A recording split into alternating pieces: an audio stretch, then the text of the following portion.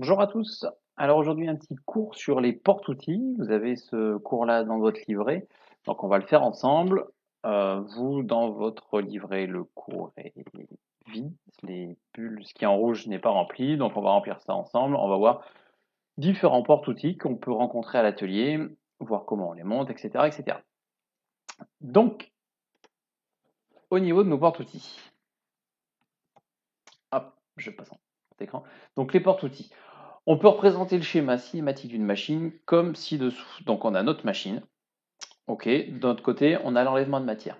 Donc qu'est-ce qui vient enlever la matière? Moi, c'est ma plaquette qui est montée sur un porte-plaquette et l'ensemble forme l'outil, je vous rappelle.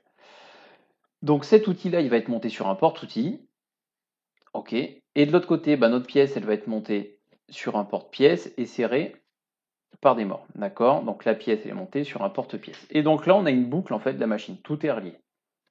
Ok. Donc dans notre cours, on va s'intéresser plus particulièrement à la liaison entre la machine et l'outil. Donc la liaison machine-outil, on peut la représenter comme ci-dessous. Donc on va avoir la machine. Sur cette machine, on vient mettre un porte-outil. Sur ce porte-outil, on vient mettre un outil. Et cet outil, c'est celui qui va réaliser l'enlèvement de matière. Voilà. Ensuite, la relation outil, porte-outil, machine en tournage. Donc voilà, on a deux types de machines, les tours, les fraises en tournage. Donc moi j'ai fait avec les machines qu'on a à l'atelier, j'ai pas parlé des dernières machines, j'ai parlé des machines les plus courantes. Donc le porte-pièce est la pièce qui assure la liaison entre l'outil de coupe et la machine par l'intermédiaire de la tourelle. Donc là on peut voir deux types de tourelles. La tourelle que voici, qu'on retrouve sur le tour traditionnel, nous, dans notre atelier. Donc, ce dispositif équipe en général les tours conventionnels. Chaque porte-outil est équipé d'un outil pré-réglé, mis à hauteur de pointe. Donc, bien attention, mettre l'outil à hauteur de pointe. Et puis là, nous avons les tourelles porte-outils évolutives. Donc là, sur ces tourelles, on peut monter plusieurs outils. Savoir un côté très pratique.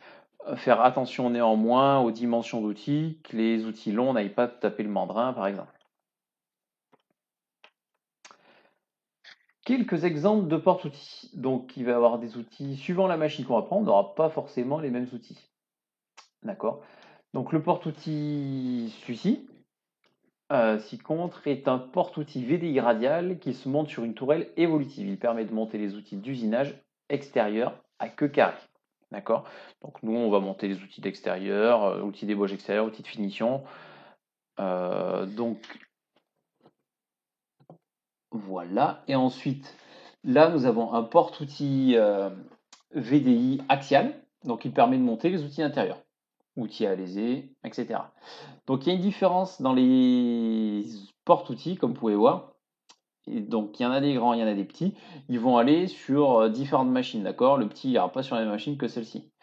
C'est pas les mêmes porte-outils, par exemple, chez nous, qui sont utilisés sur les Optimax et sur les CT200, d'accord. Donc, on ne pourra pas prendre les mêmes porte-outils. En fraisage. En fraisage, donc euh, là, sachant qu'en tournage, il en existe plein d'autres, d'autres formes de porte-outils qui peuvent se monter sur des tourelles différentes. Voilà, moi je suis resté dans. C'est assez classique ce que je vous ai montré, ce que nous on rencontre à l'atelier. En fraisage, donc le porte-outil vient se monter dans la broche de la machine. Cette liaison se fait par l'intermédiaire d'un cône de centrage et de deux ténons d'entraînement liés à la broche. Donc on a le cône de centrage et les ténons d'entraînement. Alors là, effectivement, il y a quelque chose qu'il faut faire bien attention quand on vient monter l'outil, c'est qu'il faudra que l'outil soit bien pris par les ténons. Là. Par exemple, sur le RCV, il y a un sens de montage. Souvent sur les machines, il y a un sens de montage. D'un côté, on voit que le porte-outil est bien pris, de l'autre, il sera mal pris. Donc si on fait tourner la broche avec un outil mal pris, et ben, l'outil pourrait tomber, mais on va voir que ça tourne, ça va pas tourner rond.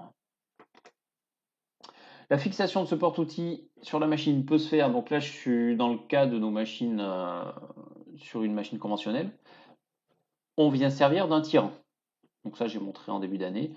Le tirant, donc il faut prendre le tirant, l'intérieur de notre outil, il est arrodé. Mon tirant, il va y avoir différentes dimensions de tirant, d'accord. Donc la partie filetée vissée, cette partie filetée vient se visser dans le porte-outil. Il va falloir prendre la partie filetée qui correspond à la partie taraudée du porte-outil. Il y en a qui sont plus ou moins gros, donc il faut bien que les deux s'adaptent.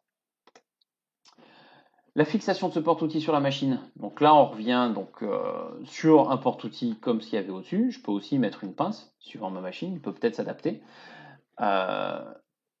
Et donc, quand je viens mettre une petite tirette, attention de ne pas se mélanger. Donc sur les machines, vous voyez, il y a des tirettes qui vont se ressembler, mais qui ne vont pas se monter sur les mêmes machines. Ok, donc ça, faut faire très très attention. Dans le choix, il faut bien regarder, pas les mélanger les tirettes, sinon vous allez vous perdre. Donc dans le principe, en fait, il y a une espèce de pince qui va venir tirer l'outil, plaquer l'outil, et qui va venir maintenir l'outil. D'accord? Donc il faut être très très vigilant sur les tirettes. C'est pas les mêmes. Elles ne s'adaptent pas forcément d'une machine à une autre. La liaison porte-outil-outil, donc on retrouve notre porte-outil. Là, par exemple, c'est un entraînement par ténon sur cette fraise de taille ARS. Donc il y a un ténon qui vient tenir notre pièce. La pièce, elle est alésée, elle vient se monter sur un arbre et ensuite le serrage, il vient se faire par une vis. D'accord? Il y a différents types de vis, différents modèles, mais voilà, ça vient se faire par une vis. Ensuite, on va rencontrer les mandrins à pince. Alors, les mandrins à pince, on en a, vous allez voir, il y a beaucoup de pinces différentes, de modèles différents de pinces. Donc, je vais vous montrer, je m'appuie d'une petite vidéo faite par As, qui sont assez bien faites. Et donc, notre ami Mike, il va nous aider à choisir les pinces. Donc là, vous voyez des pinces, il y a différentes sortes, suivant quand vous allez vous promener dans les placards, vous voyez. Donc, nous, on a à peu près les mêmes pinces qu'eux. Donc, il y a 8 types de pinces et avec les écrous qui vont avec. D'accord? Donc voilà, au niveau des pinces, il y en a des toutes petites. ER32, ER25, ER20, ER16, ER11. Alors, nous, les plus courantes qu'on aura à l'atelier, c'est le ER16, ER32 et ER25. OK? Donc, il faudra bien choisir les bonnes. Donc, pour trouver, hop là, je suis allé un peu vite, pour trouver quelle pince il faut prendre, ben, assez facilement, vous prenez votre réglé et vous allez mesurer l'intérieur du porte-outil, quelle dimension est fait. Donc là, par exemple, dans le cas présent, il fait 16 mm. Donc s'il fait 16 mm, il va falloir prendre une pince ER16. C'est pas plus compliqué que ça. Dans celui-ci, celui-là, le trou fait 32 mm, il faudra prendre une pince ER32. Vous pouvez aussi mesurer les pinces comme ça pour vous aider à savoir ce que c'est. En général, sur la pince, il y a écrit si c'est une ER16 sur le numéro. Là, on ne le voit pas, mais il y aura écrit ER16, ER32, etc., etc.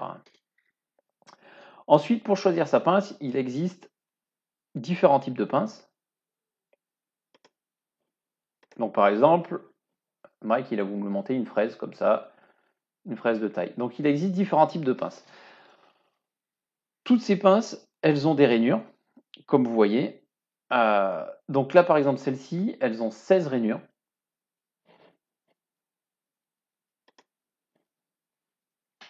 Donc voilà, là, c'est la standard. Celle-ci, elle a 16 rainures. Et elle va pouvoir serrer, elle va avoir un petit débattement de 1 mm. Les autres, c'est des pinces haute performance. Donc, comme il nous dit, elles ont des fois un petit ruban de couleur pour qu'on les différencie. Là, un autre type de pince, dans lequel, par exemple, on va pouvoir mettre des tarots. Donc, celle-ci, elle a 4 rainures. Et parfois, sur le derrière de la pince, elles ont même une petite forme en carré pour pouvoir bloquer le tarot. Et là, ces pinces, c'est des pinces qui vont être hermétiques. Ça va être pour l'usage d'outils avec le lubrifiant par coupe au centre. Que le lubrifiant va venir au centre de l'outil. Il va sortir par l'outil, donc pour éviter qu'il y ait des fuites de partout. Donc quand vous avez des outils coupe au centre et que vous avez une machine qui vous permet de faire de l'arrosage coupe au centre, il faut bien avoir les pinces qui vont avec, sinon ça va couler de partout. Donc une fois que vous avez choisi votre pince par rapport à la machine, il va falloir la monter. Donc pour monter la pince, je vais vous montrer un petit peu. Il donne une petite astuce. À savoir aussi, les pinces, quand vous allez dans les placards, elles sont marquées par exemple pince 12, 11. Ça veut dire que la pince, vous pouvez monter un diamètre un diamètre 12 au maximum et un diamètre 11 au minimum. Vous ne pourrez pas monter plus de 12 et si vous montez un diamètre inférieur à 11, eh ben, il risque de ne pas être serré dans cette pince. D'accord? Donc c'est entre 12 et 11. C'est écrit dessus. S'il y a juste écrit 12, ça veut dire que sur certaines pinces, il y a une plage. Donc par exemple 11-12. Sur d'autres pinces, il y a juste écrit 12. Ça veut dire que sur cette pince-là, on pourra monter au maximum du 12. Mais en général, les pinces qu'on a à l'atelier, les pinces courantes, elles ont un débattement de 1 mm. Donc ça sera 12-11. Ensuite, pour monter donc ces pinces. Alors des fois, on voit des choses pas très belles à l'atelier, c'est-à-dire que la pince elle est montée d'abord dans le porte-outils et ensuite vous dévissez l'écrou par-dessus. Alors il faut surtout pas faire ça. Et donc la maille qui va nous montrer une petite astuce pour arriver à monter la pince. La pince, il va d'abord falloir la clipser dans la vis. Donc là, ils ont fait une petite coupe de l'écrou. Et vous voyez sur l'écrou, là, il y avait un tout petit... Voilà, cette petite forme-là. Donc en fait, on va venir prendre notre pince, on va venir la crocheter dans ce petit trou, et ensuite on va venir la plaquer. La pince, si votre écrou n'est pas trop fatigué, la pince non plus, normalement vous pouvez mettre l'écrou à l'envers, le secouer un peu, la pince elle ne doit pas tomber, elle doit être prisonnière de l'écrou. Voilà, comme ceci, là comme ça, c'est parfait. Donc comme voilà, il me dit, ne jamais mettre la pince au fond et l'écrou par-dessus. Voilà, ils ont fait une très jolie coupe de comment doit être monté un outil. Donc dans l'idéal, l'outil, on vient le serrer sur toute la partie de la pince. D'accord? Donc la tirette qui était là derrière, c'est ce qui va venir tenir l'outil dans la machine. On évite de trop sortir l'outil. On évite, donc là il est bien monté comme ça. On voit cet outil-là, il a un petit plat là. On va voir après, il pourrait être monté dans un outil Weldon. Sachant que ces porte-outils-là sont quand même très bien en pince. Hein. Donc évitez de trop sortir un outil parce que le serrage ne sera pas optimal. D'accord? Il risque d'y avoir de la flexion. Ne pas trop le rentrer non plus parce que là il risque de se serrer sur le reste des dents. Voilà.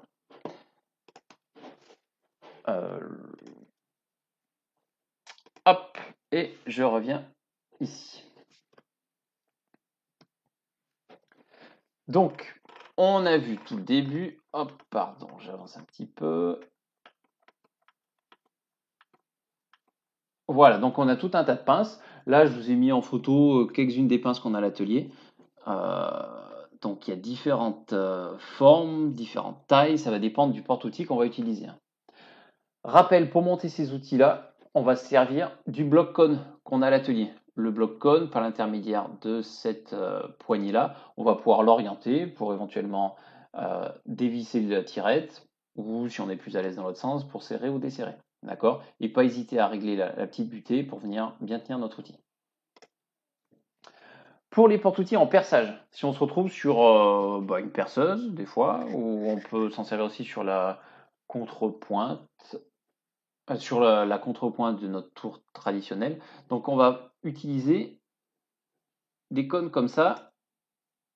Donc il y a un ténon, la machine, hop là. Et donc ça s'appelle un cône morse. Il va être enlevé ensuite par l'intermédiaire d'un chasse-cône. On va venir mettre le chasse-cône dans le trou et il va venir pousser notre porte-outil. Des porte-outils, il en existe tout un tas de formes. Si on a des outils longs, si on a des pièces grosses, il va falloir avoir des grandes rallonges pour pouvoir accéder à certaines surfaces. Donc il va y avoir tout un tas de types d'outils. Deux autres outils qui sont de plus en plus fréquents dans les ateliers parce qu'on n'a plus forcément que des tours avec deux axes, à savoir X et Z. On a aussi des tours maintenant avec des outils tournants. Donc là par exemple nous avons un porte-outil radial, donc pour venir faire des trous, des perçages. Là, c'est pas la pièce qui va tourner, c'est l'outil qui va tourner, d'accord? Il y a un petit engrenage derrière et dans le porte-outil qui nous permettent de faire tourner l'outil. Et donc là, un porte-outil axial qui va nous permettre de faire des trous ailleurs qu'au centre de la pièce. Donc voilà. Là, quelques exemples de porte-outils. Mandrin de perçage. Donc c'est quand on va serrer la vis, il va y avoir trois touches qui vont venir serrer le foret. Là, nous avons un porte-outil pour taraudage. Alors celui-ci, il est équipé d'un compensateur. En fait, là, ça fait un espèce de petit amortisseur pour amortir la fin la fin d'avancée du tarot dans le trou et quand il va repartir. D'accord? Il a besoin de ce petit. Donc il y a des machines maintenant qui n'ont pas besoin de compensateur, qui peuvent faire du taraudage rigide, hein. Donc cela, voilà, on n'en a pas besoin sur toutes les machines. Là, des porte-outils avec rallonge pour montage de fraises 3 tailles. Maintenant, nous, c'est plutôt sur les machines traditionnelles qu'on va monter ça. Et maintenant, je vous propose un tout petit exercice. Il va falloir relier, il va falloir relier les différents porte-outils avec d'autres outils. Il peut y avoir plusieurs possibilités. Écoutez, je vous laisse y réfléchir quelques instants.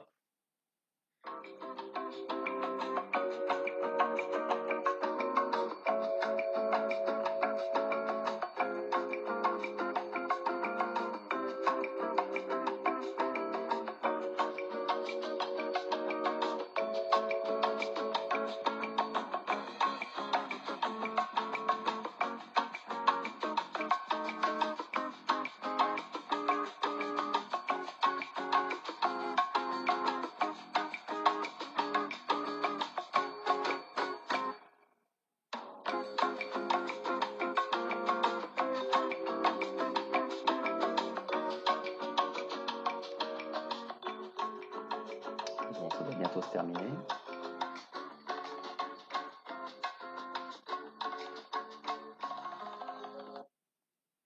Alors, on va voir ensemble. Donc j'espère que vous avez eu le temps de faire. Sinon, vous pouvez mettre en pause et continuer. Donc le premier porte-outil, un mandrin à pince. Alors là, je vois, j'ai un outil de tournage extérieur. Bon, alors déjà, je sais que c'est pas celui-là. Là, j'ai une fraise à surfacer. Ici, j'ai un forêt avec une queue cylindrique. Ah, ça pourra peut-être faire l'affaire. Là, j'ai une fraise de taille avec des plaquettes carbure et avec des plats là. Alors, je vois si je viens me serrer avec un mandrin à pince sur ces surfaces-là, je vais pas m'appuyer sur grand-chose de cylindrique ici, donc c'est peut-être pas judicieux. Là, j'ai un mandrin de perçage. Ici, j'ai un outil de tournage, un outil à charioter coudé ARS.